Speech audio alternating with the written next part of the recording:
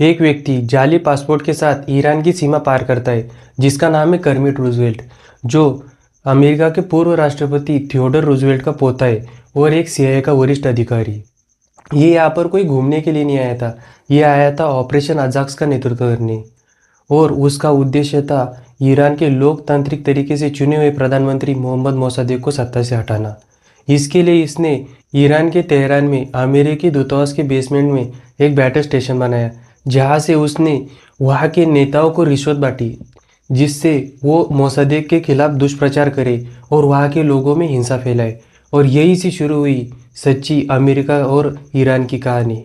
आपके हिसाब से ये सिर्फ एक तख्तापलट होगा, लेकिन इस एक तख्तापलट ने पूरी मिडल ईस्ट की स्थिरता को बिगाड़ दिया। और आज जो आप अमेरिका और ईरान के बीच टकराव देख रहे हो, इसके पीछे ये तख्तापलट ही जिम्मेदार है। हम इसमें अमेरिका और ईरान के बारे में बात करने वाले, लेकिन कोई भी कहानी ब्रिटेन के बिना शुरू नहीं होती। तो हमें इसके लिए ईरान के इतिहास को देखना होगा। तो 19वीं और 20वीं शताब्दी में वहाँ पर काजार राजवंश का शासन था, जो मस्त ऐशो आराम से जीने वाले लोग थे। तो इसके लिए इनके पास पैसे कम गिर गए, तो इन्होंने ईरान के संसाधनों की सेल लगा दी। कहा पैसे दो, जो चाहिए उखाड़ कर ले जाओ। और 1872 की रॉयटर रियायत जैसी संधियों ने ईरान के संसाधनों पर विदेशी नियंत्रण दे दिया। फिर 1901 में एक ब्रिटिश व्यवसायी ईरान के शाह के पास बैठा, उसे शराब पिलाई और मस्त उससे बातें की, और फिर उसे बताया कि अगर आपके यहाँ हमें तेल मिल जाता है तो उसके बाद आपके पास पैसा ही पैसा होगा। और कहा कि आप तेल खोजने की मुझे एक विशेष अधिकार दो। तो ईरान के शाह ने उसे तेल खोजने का विशेष अधिकार दिया। फिर 1908 में ईरान के मस्जिद सुलेमान में तेल का एक बहुत बड़ा भंडार मिला। फिर उसके बाद ब्रिटिश लोगों ने वहाँ पर एंग्लो पर्शियन ऑयल कंपनी की स्थापना की और वहाँ से खपाखप तेल निकालने लगे। उन्होंने वहाँ पर इतना तेल निकाला कि वो कंपनी जल्द ही दुनिया की सबसे बड़ी तेल उत्पादक कंपनियों में से एक बन गई। उस कंपनी में 51% हिस्सेदारी ब्रिटेन की थी और 49% ईरान की थी, और पूरी तरह उस कंपनी पर नियंत्रण ब्रिटेन का था। यानी ज़मीन ईरान की, तेल ईरान का, ये सिर्फ निकाल रहे और आधा हिस्सा ले जा रहे हैं। और ब्रिटेन ने ईरान के आबादान द्वीप पर दुनिया की सबसे बड़ी तेल रिफाइनरी बनी। अब जो तेल ज़मीन से निकलता है उसे हम सीधा उपयोग में नहीं लाते, इसके लिए उसे साफ करना पड़ता है, यानी रिफाइन करना पड़ता है, और उसी के लिए रिफाइनरी लगाई जाती है। अब असली कहानी ये नहीं है। वो जो द्वीप था वहाँ पर जो कर्मचारी रहते थे, जो ब्रिटिश कर्मचारी रहते थे, वो अच्छे घरों में रहते थे, और जो ईरानी कर्मचारी थे वो गंदी बस्तियों में रहते थे, और उन्हें वहाँ पर कोई भी सुविधा नहीं मिलती थी। मिलता था सिर्फ काम और अत्याचार। जब प्रथम विश्व युद्ध हुआ तो ईरान ने कहा था कि हम इस युद्ध में तटस्थ रहेंगे, लेकिन ब्रिटेन, रूस और तुर्की ने उसकी सीमाओं का उल्लंघन किया। ब्रिटेन ने उसके संसाधनों का उपयोग किया, और वहाँ पर अकाल और बीमारियों की वजह से लाखों लोगों की जाने गई। आप ये सुनकर हैरान हो जाओगे कि 1979 से पहले ईरान में महिलाएं स्कर्ट और पुरुष जीन्स पहनते थे, यानी पूरे यूरोपीय कल्चर को फॉलो करते थे। ईरान में 1930 से 1989 तक पुरुष और महिलाएं ये पूरी यूरोपीय संस्कृति की तरह चलते थे। तो देखते हैं कि इसकी शुरुआत कैसे हुई। तो 1921 में एक साधारण सैनिक रजा खान ब्रिटिशों के समर्थन से उसने ईरान का तख्तापलट किया और खुद शासन में आया, और उसने खुद को रजा शाह पहलवी घोषित किया। अब ये ईरान को आधुनिक बनाना चाहते थे, इसीलिए इन्होंने तेजी से विकास करना शुरू किया। वहाँ पर सड़कें बनाई और सेना को मजबूत किया और यूरोपीय कल्चर को बढ़ावा दिया। लेकिन ये सब पूरा बंदूक की नोक पर था। इन्होंने एंग्लो ईरानी तेल कंपनी के साथ हुई संधि पर फिर से बातचीत करने की कोशिश की, लेकिन इन्हें ब्रिटिश दबाव के आगे झुकना पड़ा। ये बातचीत इसलिए करना चाहते थे कि उस कंपनी में ईरान की हिस्सेदारी बढ़ी, लेकिन ब्रिटिशों ने कहा कि बेटा जहाँ पर खड़े हो ना, वहाँ से सीधा नीचे गिरा देंगे, फिर शासन में अपनी हिस्सेदारी मांगोगे। फिर द्वितीय विश्व युद्ध में 1941 के समय रजा खान का जर्मनी के प्रति झुकाव से डरकर ब्रिटेन और सोवियत संघ ने उस पर हमला कर दिया, और फिर रजा खान को कहा वहाँ से उतर नीचे, बैग उठा और निकल पड़। रजा खान को मजबूर कर दिया उसकी सत्ता छोड़ने के लिए, और उसी के बेटे को वहाँ पर सत्ता में बिठा दिया। अब ये युवा थे और कमज़ोर, इस वजह से वहाँ पर एक राजनीतिक शून्यता का वातावरण निर्माण हुआ, क्योंकि वहाँ का शासक कुछ ही नहीं कर रहा था। और इसी वजह से वहाँ पर लोकतंत्र को सांस लेने का मौका मिला, और यही से उदय हुआ एक नेता मोहम्मद मोसादेक का। अब हम मोहम्मद मोसद्देक के बारे में समझते हैं। तो मोहम्मद मोसद्देक के बारे में देखें तो ये एक शिक्षित व्यक्ति थे जो यूरोप से अपनी पढ़ाई करके आए थे। ईरान में लोकतंत्र हो, ये इसके कट्टर समर्थक थे। ये ईरान की राजनीति में धीरे धीरे आगे बढ़े और जल्द ही राष्ट्रीय राजनीति का केंद्र बन गए। इन्होंने नेशनल फ्रंट नामक एक गठबंधन बनाया जिसमें धार्मिक गैर धार्मिक सभी लोग शामिल थे। इनका एक ही उद्देश्य था, ईरान के तेल का राष्ट्रीयकरण। इन्होंने वहाँ पर आबादन द्वीप की कहानियाँ सुनाई, कहा हमारा तेल चोरी हो रहा है। इस वजह से इनकी ईरान में लोकप्रियता बहुत बढ़ गई और ईरान के लोगों को राजा शाह के लिए इन्हें नज़रअंदाज करना नामुमकिन हो गया। ये तेल के राष्ट्रीयकरण के लिए सत्ता में आने से पहले ही आंदोलन कर रहे थे। इसी वजह से जनता के दबाव की वजह से 15 मार्च 1951 को संसद में सर्वसम्मति से तेल के राष्ट्रीयकरण का बिल पास हो गया और ब्रिटेन का ईरान के तेल पर से नियंत्रण पूर्णतः समाप्त हो गया। अब ये ब्रिटेन के लिए आर्थिक नुकसान तो था ही, लेकिन उसके साथ ये उसकी प्रतिष्ठा पर भी हत्या थी, क्योंकि उसके पड़ोसी देश कह रहे थे ईरान ने। फिर वहाँ से ईरान के अंदर से ब्रिटिश राजदूत ने ब्रिटेन कॉल किया और प्रधानमंत्री को कहा sir oil is out of our hands. प्रधानमंत्री कहता है कैसे? फिर ये राजदूत उसे मोसाद्देक की कहानी सुनाता है, कहता है एक था राजा एक थी रानी और ईरान में लिख रहा है मोसाद्देक अपनी कहानी। अब ब्रिटेन ने इसके जवाब में ईरान पर सैन्य कार्रवाई करनी चाहिए, लेकिन उन्हें लगा कि इसमें सोवियत संघ हस्तक्षेप कर सकता है और तृतीय विश्व युद्ध का माहौल तैयार हो सकता है। और इसी वजह से इन्होंने ईरान का आर्थिक गला घोटने के बारे में सोचा और ईरान पर वैश्विक तेल प्रतिबंध लगा दिए। अब मेरा यही सवाल है कि उन्होंने वो प्रतिबंध किस हिसाब से लगाए थे? उन्होंने आज प्रतिबंध लगाए ये कहकर कि ईरान में लोकतंत्र नहीं है और वो परमाणु बम बना रहा है, लेकिन उस समय तो लोकतंत्र था और परमाणु बम की तो बात भी नहीं थी। क्या उन्होंने प्रतिबंध इस हिसाब से लगाए कि वो अब वहाँ से तेल नहीं निकाल पा रहे थे? और इसी के चलते 1951 में मोसाद्देक अपनी बीमारी के बावजूद 1951 में हो रही न्यूयॉर्क में संयुक्त राष्ट्र संघ सुरक्षा परिषद में ब्रिटेन के खिलाफ अपना पक्ष रखने गई और उन्होंने वहाँ पर कहा कि छोटी शक्तियों को अपने संसाधनों पर नियंत्रण रखने का पूरा अधिकार है। और इसी वजह से संयुक्त राष्ट्र संघ सुरक्षा परिषद ने इस मामले में हस्तक्षेप करने से मना कर दिया। अब ब्रिटेन ने कहा कि रास्ते का कांटा कौन है? तो दिखे मोहम्मद मोसाद्देक। अब कहा इस कांटे को हटाओ और फिर ब्रिटेन ने अमेरिका को अपने साथ में लिया। ब्रिटेन ने कहा तेल चाहिए, अमेरिका ने कहा किसी नहीं चाहिए, बताओ कहाँ पर है। लेकिन ब्रिटेन ने कहा सिर्फ एक दिक्कत है और वो है मोहम्मद मोसाद्देक। अमेरिका ने कहा चलो निपटाते। और यही से अमेरिका की CIA और ब्रिटेन की MI6 ने मिलकर एक ऑपरेशन अजाक्स की शुरुआत की।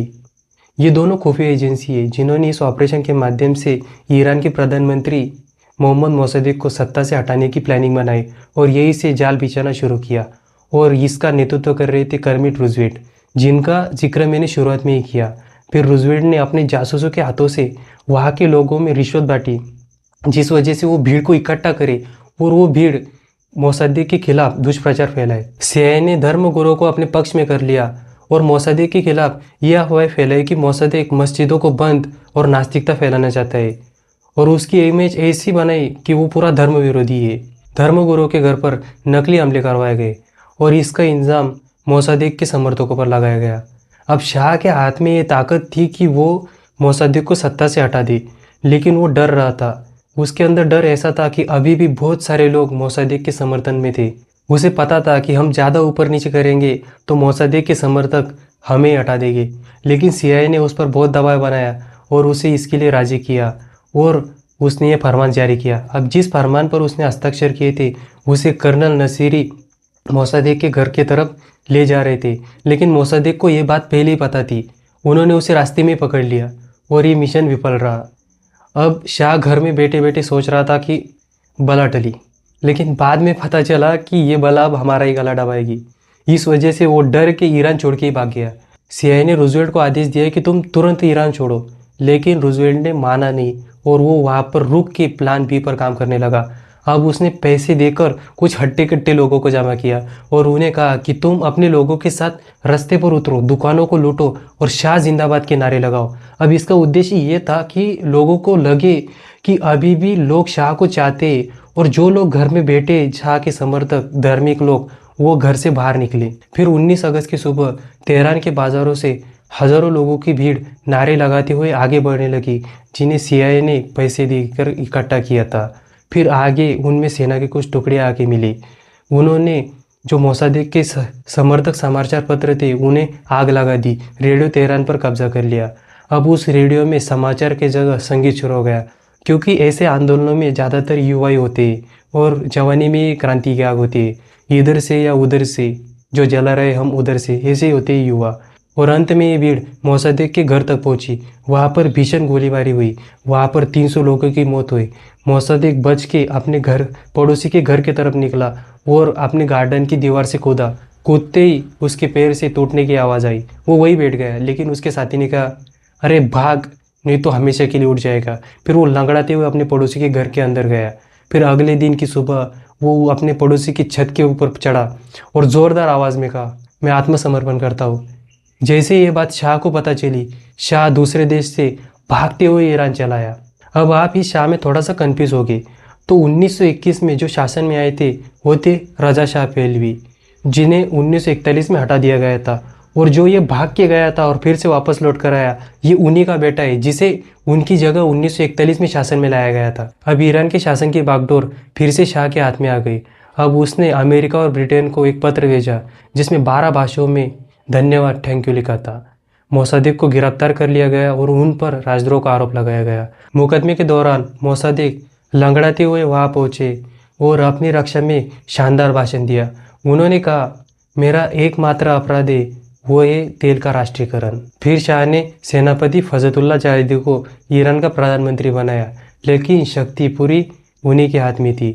और जिस लिए ये पूरा तांडव हुआ था वो मुद्दा भी हल हो गया, यानी तेल का मुद्दा। लेकिन ये उस तरह नहीं हुआ जिस तरह ईरानियों ने सोचा था, क्योंकि इसमें अमेरिकी कंपनियों का आगमन हुआ और 1954 के समझौते के तहत 40% तेल का नियंत्रण अमेरिकी कंपनियों को मिला और 40% ब्रिटेन की कंपनियों को। और इसे देखकर एक व्यक्ति शाह के पास पहुंचा और कहा, मियाँ ये ठीक नहीं है, आपने 80% तेल का नियंत्रण विदेशी मुल्क को दे दिया, फिर हम क्या करेंगे? ये बात ठीक नहीं है, हम इसे हरगिज बर्दाश्त नहीं करेंगे। शाह ने अपने पीछे खड़े गार्ड से कहा, शूटिंग। गार्ड कह रहा है, ये क्या कह रहा है बकलोल? उसने कहा, भाई गोली मारो। और ऐसा शासन शाह ने करना शुरू किया। ब्रिटेन और अमेरिका ने अपने स्वार्थ के लिए ईरान को एक उदार लोकतंत्र के बजाय एक औपनिवेशिक शक्ति में बदल दिया और अपने चमचे के हाथ में ईरान का शासन दे दिया। और इस हस्तक्षेप ने ईरान की लोकतंत्र की यात्रा को बाधित किया और राजा शाह के रूप में एक निरंकुश शासन की शुरुआत की। और अंततः ये इस्लामिक क्रांति का आधार बनी, क्योंकि जिस मुद्दे पर इन्होंने मोहम्मद मोसाद्देक को हटाया था, यानी धार्मिक मुद्दा, उन लोगों के पास अभी कुछ काम नहीं था। अब वो लोग इकट्ठा थे, अब वो क्या करें? और रजा शाह इतना योग्य नहीं था जो धार्मिक नाम पर, यानी धार्मिक आधार पर इन लोगों को संभाल सके। अब धार्मिक नेता ही खुद आगे बढ़े और उन लोगों में असंतोष फैलने लगा। वो शाह का विरोध करने लगे और अंततः 1979 में ईरान में हुई इस्लामिक क्रांति, जहाँ पर शाह को सत्ता से उखाड़कर फेंका गया और उनकी जगह पर आए आयतुल्लाह रुहुल्लाह खोमेनी, जो एक धार्मिक नेता थे। और ये सीधे सीधे 1953 के तख्ता पलट का परिणाम थी। कहा जाता है कि ईरान को इस्लामिक राष्ट्र बनाने के लिए जब जनमत हुआ तो 98% लोगों का मत ईरान इस्लामिक राष्ट्र बने इसकी तरफ था। अब ईरान दुनिया का पहला देश था जिसने अपना शासन इस्लाम के आधार पर चुना और इसी के तहत यूरोपीय कल्चर पर प्रतिबंध लगाए गए, उनके यूरोपीय पहनावे पर प्रतिबंध लगाए गए और महिलाओं को मजबूर कर दिया बुर्का पहनने के लिए। और आज जो ईरान में महिलाएं आंदोलन कर रही है कि उसमें वो कह रही है कि ये हमारा अधिकार है कि हम क्या पहने और क्या नहीं पहने, ये उसी का परिणाम है। क्योंकि ईरान में कोई महिला अपने दादी का फोटो देखती है वो इस स्कर्ट में, और जब खुद को देखती है तो उनमें वो भावना आती है कि उन्हें दबाया जा रहा है। उन्हें लगता है कि हमें भी ये स्वतंत्रता मिलनी चाहिए। अगर हम हमारी भारत की मुस्लिम महिलाओं को देखें तो बुर्का पहनती है, लेकिन वो पहले से पहनती आ रही है। लेकिन ईरान में 50 साल पहले ऐसा नहीं था। इसी वजह से उन महिलाओं में हम आक्रोश देख सकते हैं और इसमें सीआईए का हाथ तो हो गई। अब हम थोड़ा इस्लामिक क्रांति को देख लेते हैं। तो ईरान में खोमेनी को सुप्रीम लीडर माना गया। अब ईरान एक ऐसा धर्मतंत्र बन गया जिसकी पहचान ही अमेरिका विरोध पर आधारित थी। वहाँ पर कुछ छात्रों ने अमेरिकी दूतावास पर कब्जा कर लिया और 52 लोगों को 444 दिनों तक बंदी बना कर रखा। ये उनके अंदर डर था 1953 के तख्ता पलट का, क्योंकि उन्हें पता था कि ये लोग ये काम फिर से करेंगे। इसलिए इन्होंने अमेरिकी दूतावास का ही काम तमाम कर दिया। ना रहेगा बांस न बजेगी बांसुरी, यानी समस्या जड़ से ही खत्म। और यहीं से ईरान और अमेरिका की खुली दुश्मनी शुरू हुई। अब ईरान दुनिया का पहला देश था जो राजनीतिक रूप से इस्लाम पर आधारित था। अब ये क्रांति ईरान सिर्फ अपने यहाँ नहीं रखना चाहता था, बल्कि पूरे मिडिल ईस्ट में लाना चाहता था। अब उसके पड़ोस में एक देश ही इराक, वहाँ पर था सद्दाम हुसैन का शासन, जो सुन्नी मुसलमान था और उसकी जनता अधिकतर शिया मुसलमान। अब उसके अंदर ये डर था कि अगर इराक में ये क्रांति हुई तो उसकी सत्ता जा सकती है। इसी वजह से सद्दाम ने कहा कि ईरान ये ठीक नहीं कर रहा, ईरान इस्लाम का नेता नहीं है, इस्लाम का नेता इराक है। और अचानक ईरान पर हमला कर दिया और इन दोनों में भीषण युद्ध हुआ। और 1980 से 88 तक लगभग 8 सालों तक ये युद्ध चला। और ये 8 साल सिर्फ इसलिए लड़े कि इस्लाम का नेता कौन है, और इन दोनों में से कोई भी जीता नहीं। युद्ध के दौरान इराक को हथियार सोवियत संघ ने दिए, क्योंकि सद्दाम हुसैन सोवियत का फ्रेंड था। और इस युद्ध में अमेरिका ने तटस्थ रहने का दावा किया, लेकिन पर्दे के पीछे वो भी इराक को ही सपोर्ट कर रहा था, क्योंकि ईरान की क्रांतिकारी विचारधारा अमेरिका पूरे मिडिल ईस्ट में फैलने नहीं देना चाहता था। युद्ध के दौरान दोनों देश एक दूसरे की अर्थव्यवस्था को चोट पहुंचाने के लिए एक दूसरे के तेल टैंकरों को फारस की खाड़ी में उड़ाने लगे। अब यहाँ पर ज़्यादा प्रभाव ईरान का ही है, क्योंकि ईरान की ज़्यादातर सीमा फारस की खाड़ी से लगती है। इसी वजह से वो इराक के टैंकरों को ज़्यादा नुकसान पहुंचा रहा था, और कभी कभी वो कुवैत के भी टैंकरों को उड़ा दे रहा था। इसी वजह से कुवैत ने अमेरिका से मदद मांगी, और इसी के तहत अमेरिकी नौसेना ने कुवैत के टैंकरों को अमेरिकी झंडे के साथ एक सुरक्षा कवच प्रदान किया। अब ईरान ने कहा कौन है अमेरिका, क्या करेगा, फिर भी उन टैंकरों को उड़ा दिया। अब उड़ाया तो उड़ाया, और उसके साथ वो अमेरिकी युद्धपोतों को भी नुकसान पहुंचाने लगा।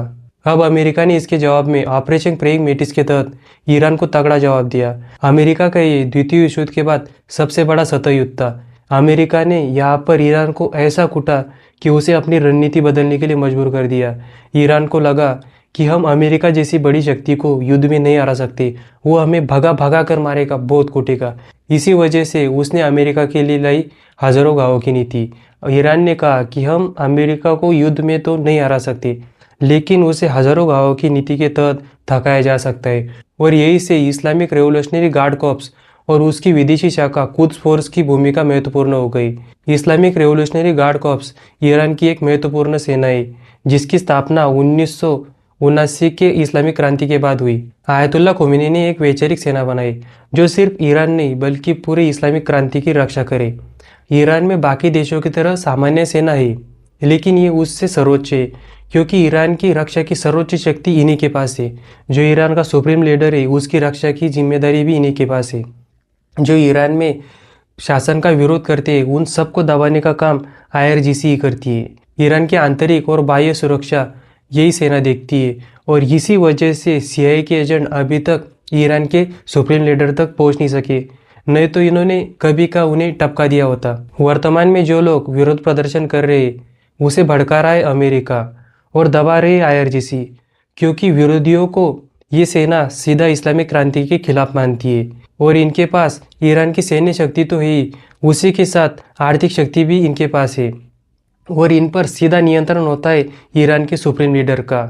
अगर अमेरिका को ईरान से खोमेनी को हटाना है तो उन्हें सबसे पहले IRGC को कमज़ोर करना होगा, यानी समाप्त करना होगा, और ये बड़ा मुश्किल काम है। अब आप सुनते होंगे कि यमन से इजराइल पर हमला हुआ, कुवैत से इजराइल पर हमला हुआ, इराक से इजराइल पर हमला हुआ, तो ये हमले कौन करता है?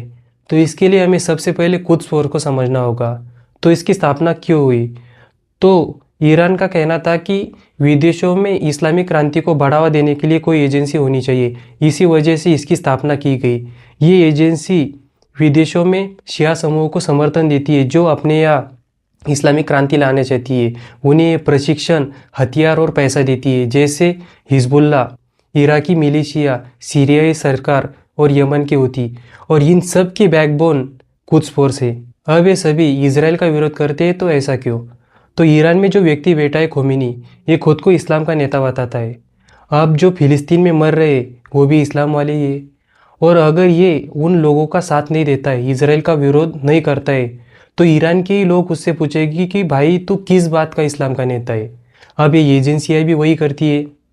तो इनके लिए ज़रूरी हो जाता है कि वो फिलिस्तीन का मुद्दा उठाए। अब अमेरिका को चोट पहुंचाने के लिए ईरान ने हिजबुल्लाह को लेबनान में अपना सबसे सफल प्रॉक्सी मॉडल बनाया।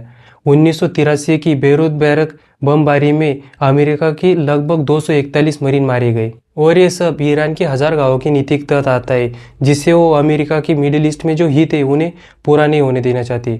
फिर 2001 में 11 सितंबर को अफगानिस्तान के अलकायदा के 19 आतंकवादियों ने 4 यात्री विमानों को हाईजैक कर लिया और उनमें से 2 विमानों को न्यूयॉर्क के वर्ल्ड ट्रेड सेंटर पर गिरा दिया, जहां पर लगभग 3000 लोगों की मौत हुई, जिसे हम 9/11 की घटना कहते। और इसी के बाद अमेरिका और ईरान के संबंधों में एक अनोखा विरोधाभास देखा गया, क्योंकि अफगानिस्तान में मौजूद अलकायदा और तालिबान इन दोनों ही देशों के दुश्मन थे। अब अफगानिस्तान से तालिबान को उखाड़ फेंकने के लिए ईरान ने अमेरिका की सहायता की, लेकिन ये सहायता बहुत ही कम समय तक रही, क्योंकि 2002 में राष्ट्रपति जॉर्ज बुश के द्वारा ईरान को एक्सिस ऑफ ईविल में शामिल करने के भाषण ने ईरान में बैठे सुधारवादियों को कमज़ोर कर दिया और कट्टरपंथियों को ये विश्वास दिला दिया कि अमेरिका का अंतिम लक्ष्य ईरान में शासन परिवर्तन ही है। और उसके बाद और भी 2-3 प्रयास किए गए जिससे अमेरिका और ईरान में समझौता हो, लेकिन वो अंत में विफल ही रहे। अब हम इसके बाद देखते हैं एक महत्वपूर्ण मुद्दा, यानी ईरान का परमाणु कार्यक्रम, क्योंकि वर्तमान में जो ईरान पर प्रतिबंध लगाए गए वो इसी वजह से लगाए। तो 1953 से ही अमेरिका की मदद से ईरान में परमाणु कार्यक्रम की शुरुआत हो चुकी थी, लेकिन ये सिर्फ बिजली बनाने के लिए था। जब ईरान में इस्लामिक क्रांति हुई तो 1979 में इस कार्यक्रम को बंद कर दिया गया। फिर खोमेनी के द्वारा 1990 में इस कार्यक्रम को फिर से शुरू किया गया और ईरान पर प्रतिबंध बढ़ाए गए। फिर 2006 में इन्होंने इस कार्यक्रम को और तेज़ कर दिया, जिससे इन पर प्रतिबंध और बढ़ाए गए। अब बाकी देशों में ये बातें फैलने लगी कि ईरान परमाणु बम बना रहा है। अब परमाणु बम बनाने के लिए यूरेनियम को इनरिच करना पड़ता है, जिसके लिए एक बड़ा प्लांट लगाना पड़ता है, तभी उससे परमाणु बम बन सकता है। अब 2010 में ईरान और अमेरिका ने मिलकर एक स्टक्सनेट नामक साइबर वायरस बनाया और ईरान के नतांज परमाणु संयंत्र, जहाँ पर यूरेनियम को इनरिच किया जा रहा था, वहाँ पर 1000 सेंटर भी उसको क्षतिग्रस्त कर दिया, जिससे ईरान का परमाणु कार्यक्रम बहुत धीमा हो गया। और उसके बाद अपने आप ईरान के वैज्ञानिक कार और बम से उड़ने शुरू हुए। फिर 2013-15 में प्रधानमंत्री हसन रूहानी और विदेश मंत्री जियाद जरीफ के नेतृत्व से बातचीत शुरू हुई। फिर 2015 में परमाणु समझौता JCPOA हुआ, जिसके तहत ईरान पर प्रतिबंध कम कर दिए गए। फिर ठीक उसके बाद 2018 में राष्ट्रपति ट्रंप ने अमेरिका को JCPOA से अलग किया, ये कहते हुए कि ईरान मिसाइल बना रहा है और मिडिल ईस्ट में अपना प्रभाव बढ़ाते ही चल रहा है, जिसके चलते ईरान पर प्रतिबंध फिर से लगाए गए। अब हम भारत को देखें तो उस समय हमें ईरान से सस्ते दामों में तेल मिलता था, जिसका ट्रांसपोर्ट का काम खुद ईरान ही देखता था। और उसमें एक प्लस पॉइंट, ईरान कहता था कि इसके बदले में पैसे मत दो, तुम भी अपने यहाँ से सामान निर्यात कर दो। जब अमेरिका ने ईरान पर प्रतिबंध लगाया तो हमें अमेरिका के दबाव की वजह से ईरान से 10% तेल का आयात घटाना पड़ा। फिर मई 2019 तक हमारा ईरान से तेल का आयात पूरी तरह बंद हो गया। अगर वर्तमान 2025-26 को देखें तो हमारी जो कुल तेल के आयात है उसका हमने सिर्फ 0.04% तेल का आयात ईरान से किया है, जो ना के बराबर है। ईरान हमारे लिए एक महत्वपूर्ण देश है, क्योंकि ईरान का चाबार बंदर का हमने विकसित किया है, जहाँ से हम मध्य एशिया और अफगानिस्तान तक पहुँच सकते हैं। अब वर्तमान स्थिति ऐसी हो चुकी है कि भारत सीधा चल रहा है, ईरान साइड से आवाज़ लगा रहा है, लेकिन हम उसे इग्नोर कर रहे हैं सिर्फ अमेरिका के दबाव की वजह से। और इसी वजह से ईरान का झुकाव चीन की तरफ बढ़ता जा रहा है और ये हमारे लिए एक चिंता का विषय है। अब अंत में हम देखते हैं कि दोनों के संबंध कैसे सुधारे जा सकते हैं। तो यहाँ पर विद्वानों ने कुछ सुझाव दिए, जिसमें पहला है अविश्वास। 1953 में हुए मोसादेक के तख्ता पलट और 2001 में ईरान ने अफगानिस्तान के खिलाफ अमेरिका का साथ दिया और उसे एक्सिस ऑफ ईविल कहा गया। ऐसे अविश्वास को खत्म करना होगा। अगला है कूटनीति और समझ। ईरान का इतिहास गौरवशाली रहा है, इस वजह से उनकी परंपरा में सम्मान और अपमान की महत्वपूर्ण भूमिका है। और ये ट्रंप कहा क्या बोल दे इसका कोई भरोसा नहीं है। ये किसी देश के प्रधानमंत्री को स्टूपिड कहता है और ये कहते हुए हमें यही गधा लगता है। तो दोनों देशों के बीच वार्ता के समय ये देखा जाना चाहिए कि आगे वाला भी किसी देश का नेता है।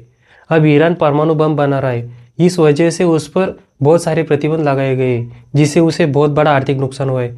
फिर भी वो इन प्रतिबंधों के बावजूद परमाणु बम बना रहा है। तो कहा जाता है कि उसने 60% यूरेनियम इन्वेस्टमेंट तक सफलता हासिल कर ली है, जो परमाणु बम के करीब मानी जाती है।